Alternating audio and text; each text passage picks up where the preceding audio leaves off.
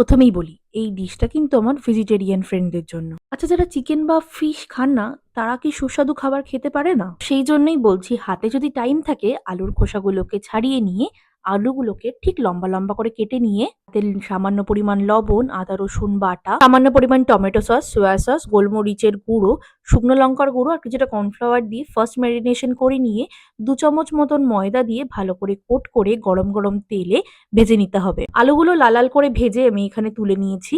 এবার সামান্য তেলে ২ টো লঙ্কা ফোড়ন দিয়ে কিছুটা কুচি করে রাখা পেঁয়াজ নুন দিয়ে ভেজে নেব। দিয়ে দেবো এখানে আদা রসুন কুচি, দেবো এখানে পরিমাণ মতন টমেটো সস আর দিয়ে দেবো কিছুটা সোয়া সস।